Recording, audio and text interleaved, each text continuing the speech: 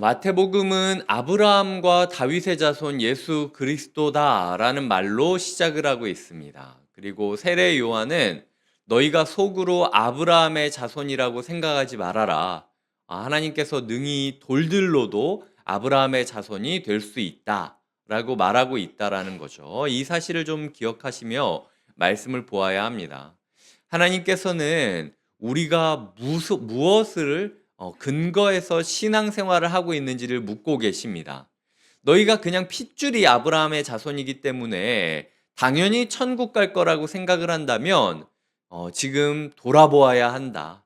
예수를 따르고 있는지, 예수와 함께하고 있는지, 임마누엘이라고 불리는 예수 그리스도와 동행하는 삶을 살아가고 있는지를 주님께서 묻고 계시다라는 거죠.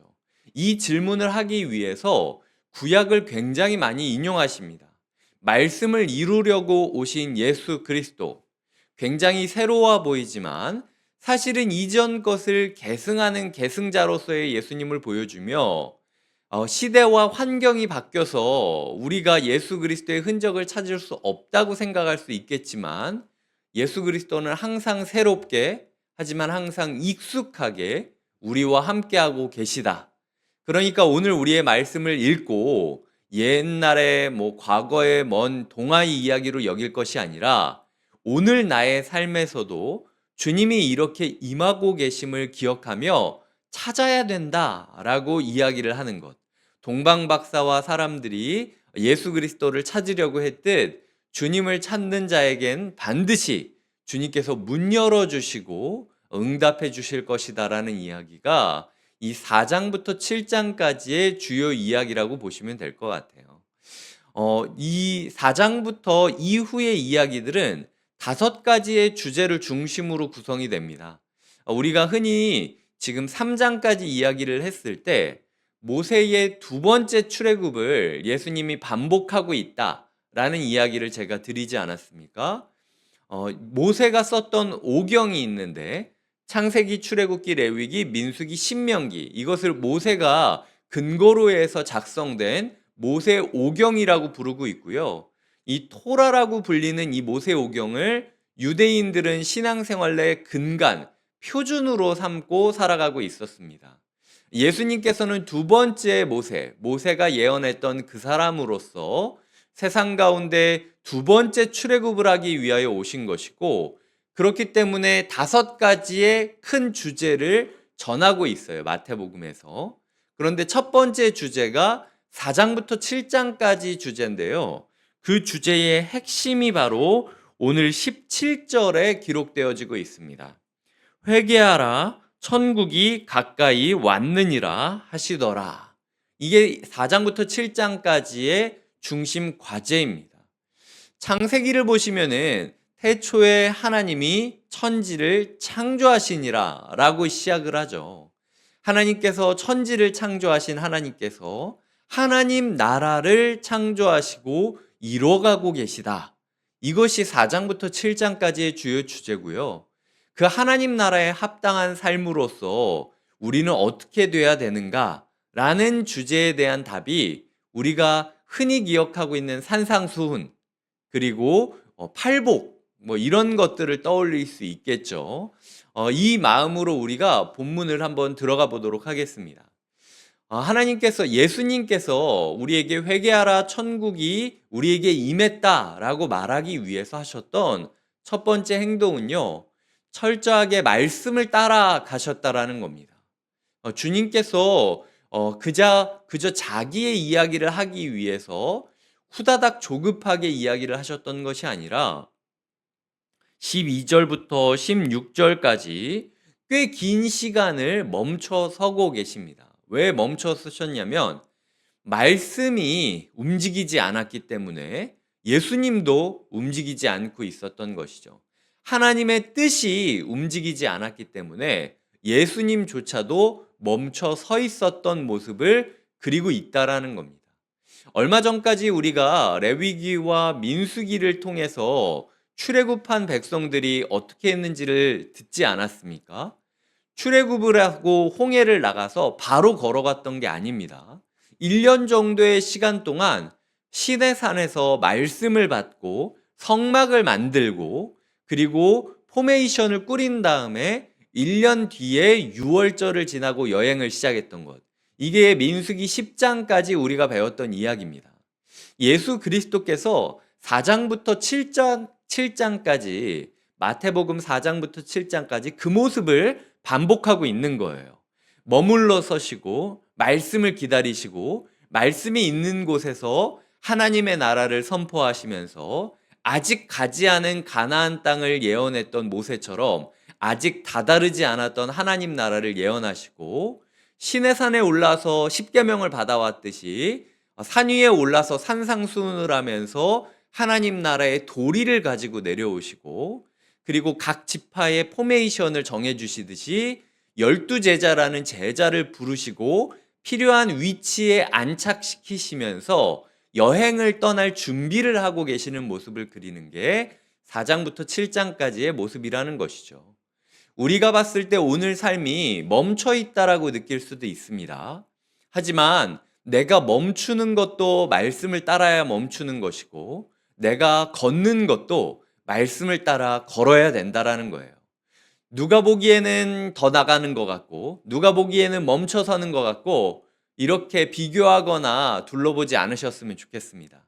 주님께서 말씀으로 명하신다면 그게 언제가 되든지 간에 머물러 서겠다라고 고백하시고 결단하시는 시간이 되셨으면 좋겠어요.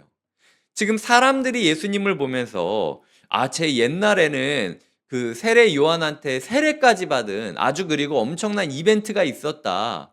얼마나 관심을 가지고 지켜봤겠습니까? 그런데도 불구하고 예수님께서 정해진 때가 되기 전까지는 머물러 있었다라고 기록했던 것을 기억해야 된다라는 거예요. 물 들어왔을 때 노저어라. 이게 우리가 생각하는 세상의 원리지 않습니까?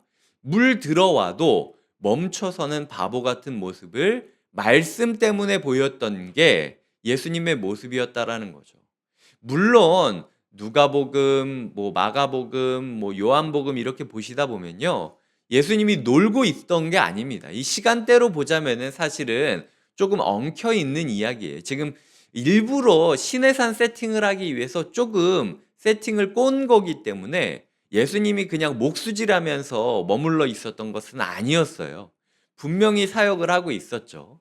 하지만 마태는 의도적으로 예수님이 말씀을 따라 멈춰야 할 때 멈춰 서셨다라고 이야기를 함으로써 우리의 호흡을 하나님께 맡겨야 됨을 이야기하고 있다라는 거죠.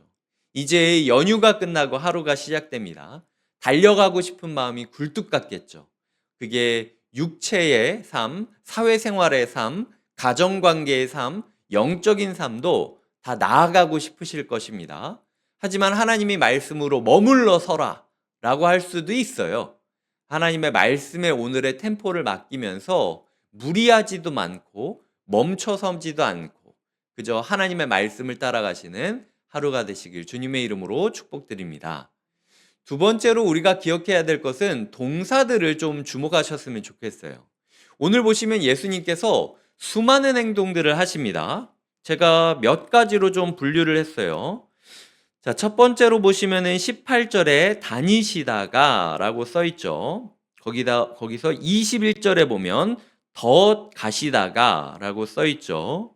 23절에 보면 두루 다니사 라고 써 있습니다. 예수님은 다니시고 가시고 두루 다니시는 분이라는 거죠. 오늘 주님께서 우리의 삶에 곳곳을 다니실 것을 인정하시는 하루가 되어야 된다라는 것.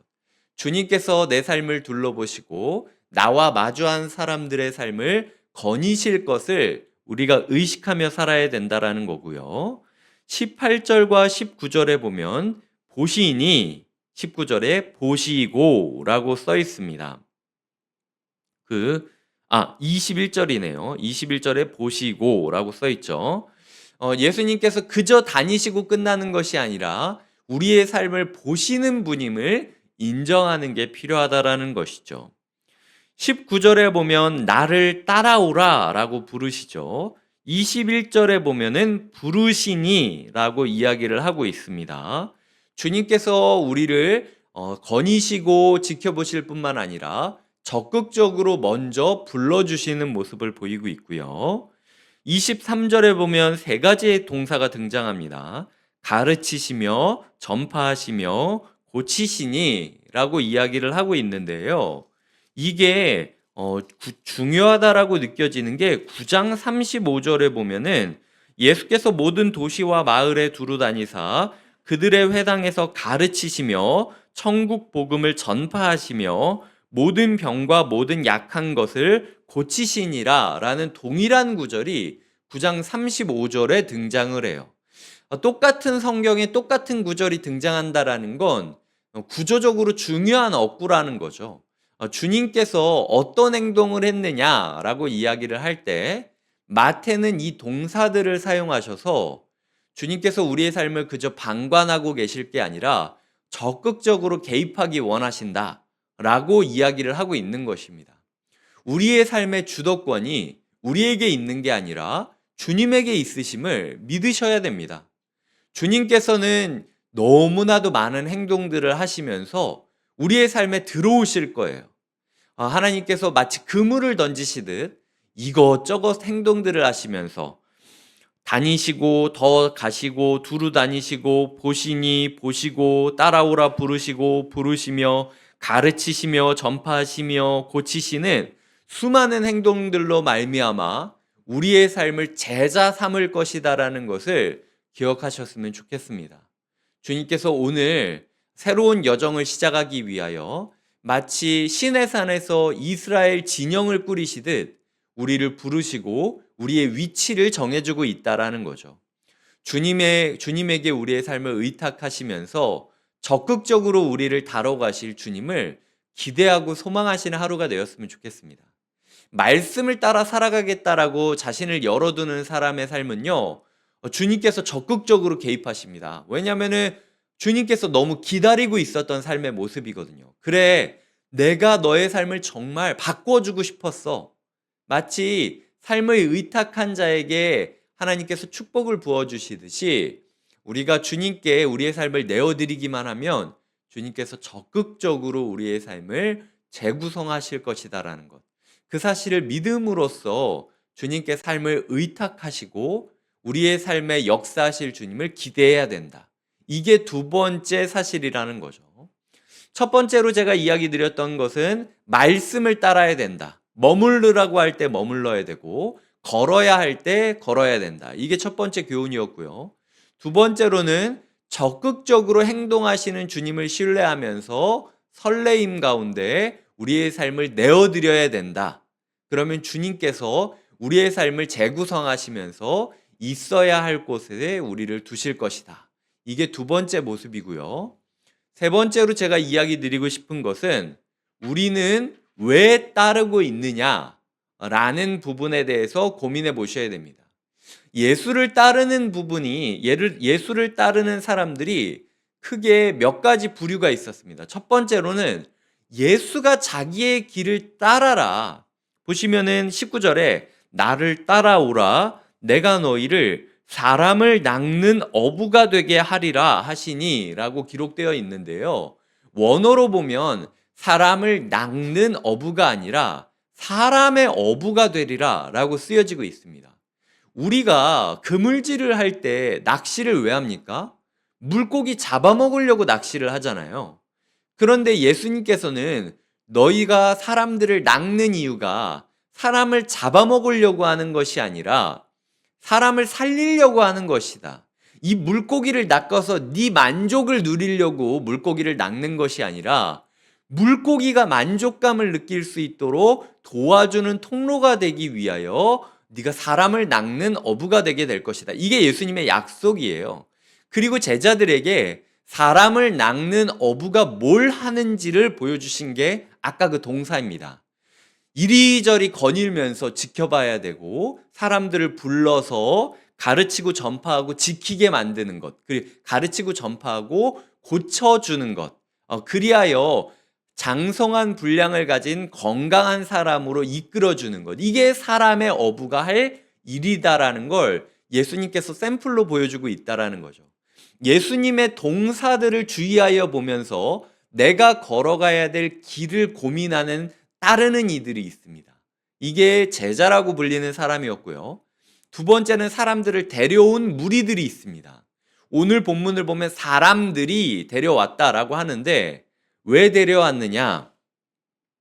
자기가 사랑하는 사람들에게 이익이 되기 위하여 데려왔다라고 이야기를 하고 있어요.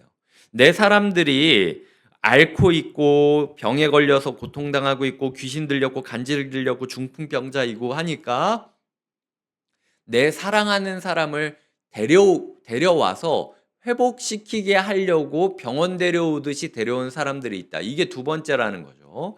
주님을 이용하려고 하는 겁니다. 두 번째 부류는. 주님의 길을 걷겠다라고 하는 게 아니라 주님을 이용하려고 하는 사람들이 있다라는 거죠. 이게 뭐 나쁜 마음은 아닙니다. 하지만 이걸로는 충분하지 않다라는 거죠. 세 번째로는 흥미가 있어서 따라온 사람들이 있습니다. 25절에 보면 수많은 무리가 따르니라 라고 이야기를 하고 있는데 이 수많은 무리는 사람들이 낫고 있는 걸 보기 때문에 흥미가 있어서 따라오는 거예요. 주님께서 오늘 우리에게 마지막으로 묻고 계시는 거죠. 사람의 어부가 되는 나를 따르기 위하여 나온 제자로서 네가 존재하느냐? 아니면 나를 이용해서 너의 삶의 만족감, 네가 사랑하는 사람들의 만족감을 만들기 위해 이용하려고 데려오는 사람이냐? 그게 아니면 흥미가 있어서 지금 눈요기 하듯이 따라오는 사람이냐? 진짜 너의 하루를 돌아봤을 때 너는 누구냐? 너의 정체는 무엇이냐? 라고 하나님께서 오늘 우리에게 묻고 계시다라는 것이죠. 제자 훈련을 받고 안 받고가 내가 제자가 되고 안 되고의 문제가 아니지 않습니까?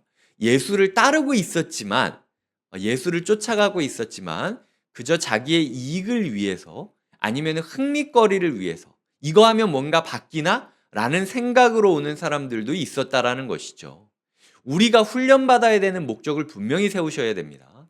우리는 사람의 어부가 되기 위해서.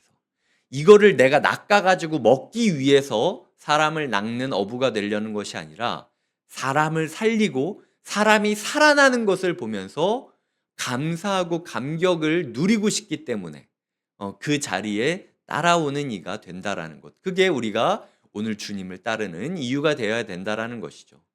이제 다시 하루가 시작됩니다. 험난한 하루, 올해 최강 한파라고 불리는 시절들. 하나님께서 오늘 우리에게 묻고 계시는 거죠. 이 추운 날 여전히 나와 동행하며 나와 함께 사람을 낚는 사람의 어부가 되어주지 않겠느냐. 너는 나를 왜 따라오느냐? 라고 이야기하시는 주님 앞에 주님 제가 말씀을 따라 주님을 바라보고 주님께서 나의 삶을 다뤄가시는 것들을 느끼며 주님을 닮아가고 싶습니다. 고백하시는 하루 되시길 주님의 이름으로 축복드립니다. 기도하시겠습니다.